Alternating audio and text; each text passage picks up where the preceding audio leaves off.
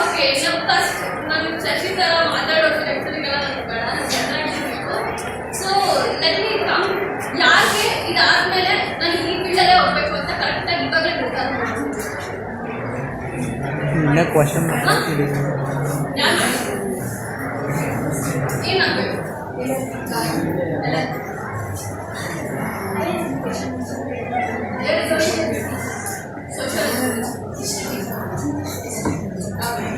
ಎಷ್ಟೇ ಜನಕ್ಕೆ ನಾನು ಮೆಡಿಕಲ್ ಫೀಲ್ಡ್ಗೆ ಹೋಗ್ಬೇಕಿತ್ತು, ಸೈಕಾಲಜಿಗೆ ಹೋಗ್ಬೇಕಿತ್ತು ಅಂತ ಇಂಟ್ರೆಸ್ಟ್ ಇದೆ. ಸೈಕಾಲಜಿ ಬೇಡ. ಓಕೆ, ಎಷ್ಟು ಜನಕ್ಕೆ ವೈಟ್ ಕಲರ್ ಜಾಬ್ ಹೋಗ್ಬೇಕು, ನಾನು ಚೆನ್ನಾಗಿ ದುಡಿಬೇಕು, ಇದು ಮಾಡಬೇಕು.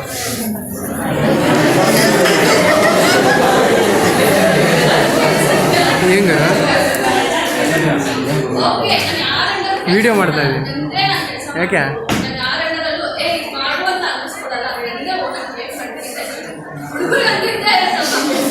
ನಮ್ಮಂತ ಇರುತ್ತೆ ಮ್ಯಾಮ್, ಯಾರೇ ಅನ್ನೋ ಹೇಳ್ಕೊಂಡೆ.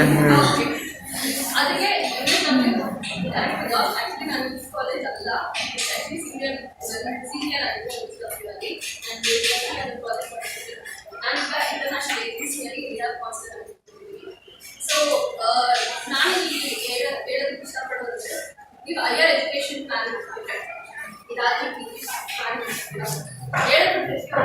ಆರ್ಟ್ಸ್ ಅಂದರೆ ಅದು ನಾನು ಫೇಸ್ ಮಾಡಿದ್ದೀನಿ.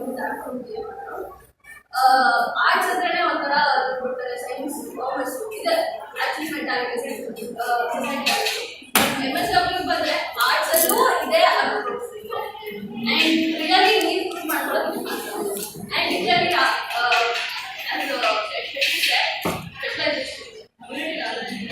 CDPO officer and in first year just MSW it's a blessing for ideology.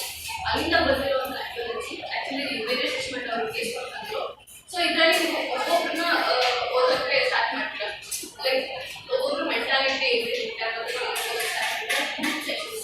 Look work ಆಗುತ್ತೆ, ಅದನ್ನು ಸ್ಟಾರ್ಟ್ ಮಾಡ್ತಾರೆ. And if you are planning to work in community ಅಂದರೆ ಕಮ್ಯುನಿಟಿ ಆರ್ಗನೈಸೇಷನ್ ಅಂದರೆ ಯಾವ ರೀತಿ ಆಲ್ಮೋಸ್ಟ್ ಇಲ್ಲಿ ಬಂದಿರೋರೆಲ್ಲ ಬರ್ಬೋದಲ್ಲ, ಆಲ್ಮೋಸ್ಟ್ ಎಲ್ಲ ಹಳ್ಳಿ ಉದ್ಧಾರ ಮಾಡಬೇಕು ಅಂತ ಯಾವ್ದಾದ್ರು ಇದೆಯಾ? ಇದೆ ತುಂಬ ಜನಕ್ಕಿರುತ್ತೆ. ಸೊ ಅದಕ್ಕೆ ಅದು ಕಮ್ಯುನಿಟಿ ಆರ್ಗನೈಸೇಷನ್ ಬೆಸ್ಟ್, ಬಿಕಾಸ್ ನೀವು ಇಲ್ಲಿ ಅಟೆಂಡ್ ಮಾಡ್ತೀರಾ, there you will get practical exposure. Arts ಅಂದರೆ ಏನಂತ ತಲೆ ಬರುತ್ತೆ, ಥಿಯರಿ ಥಿಯರಿ ಥಿಯರಿ ಥಿಯರಿ ಇದೊಂದೇ ತಲೆ ಬರೋದು.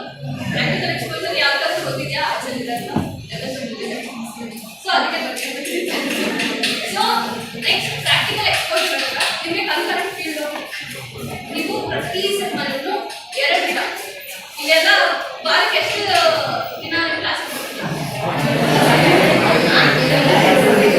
ಅಲ್ಲ, ಎಷ್ಟು ದಿನ? 6 ದಿನ.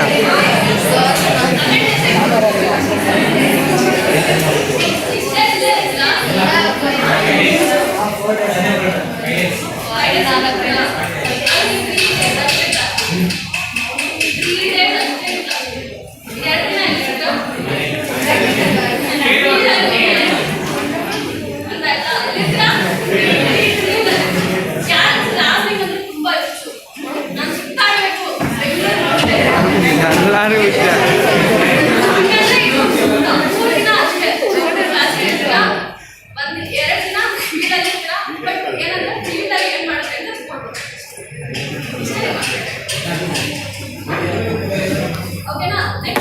ಸೋಷಲ್ ಒಂಥರಲ್ಲಿ ಇದ್ದೇ ಇರುತ್ತೆ.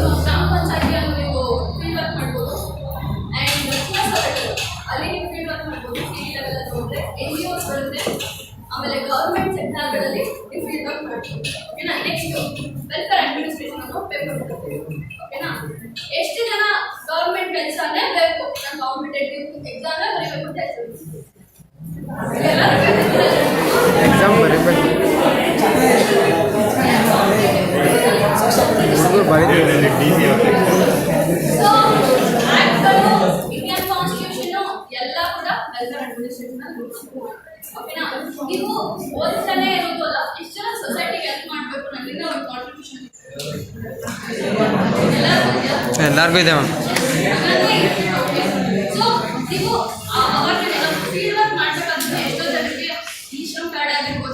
ನಮ್ಮಂತವ್ರು ಕೊಡ್ಬೇಕು. ಡಿಸಬಿಲಿಟಿ ಕಾರ್ಡ್ ಅಂತ ಕೊಡ್ತಾರೆ, ಡಿಸಬಿಲಿಟಿ ಅವ್ರಿಗೆ ಅದನ್ನೆಲ್ಲ ಮಾಡ್ಕೊಟ್ಟಿದ್ವಿ. ಸೊ ನೀವು ಸೊಸೈಟಿ ವರ್ಕ್ ಮಾಡ್ಬೋದು, ನೀವು ಕೆಲವರು ರೂಪಿಸ್ಕೊಳ್ಬೋದು, ಪ್ಲಸ್ ನೀವು ನಾಲೆಜಬಲ್ ಪರ್ಸನ್ ಆಗ್ಬೋದು ಆ್ಯಂಡ್ ಎಂಜಾಯ್ ಮಾಡ್ಕೊಂಡು ಹೋಗ್ಬೇಕಪ್ಪ. ನೀವು ಆಡೋಗಿ ಓಡಾಡ್ಕೊಂಡೆ ಸೋಷಿಯಲ್ ವೆಲ್ಫೇರ್ ಅಲ್ವಾ? ಎಷ್ಟು ಜನ ಹೋರಾಟ ಮಾಡಬೇಕು ಅಂತ ಹೋರಾಟ ಏನ್ರ ವಿರುದ್ಧ?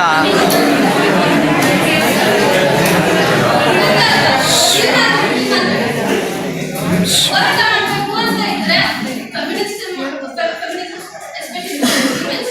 ಅದಕ್ಕಿದೆ. ನೀವು ಬೇಕಾದ್ರೆ ಮ್ಯಾಸ್ಕ್ಯುಲಿನಿಟಿ ಕೊಟ್ಟಿದ್ರೆ ಬಿಕಾಸ್ ಪಾಪ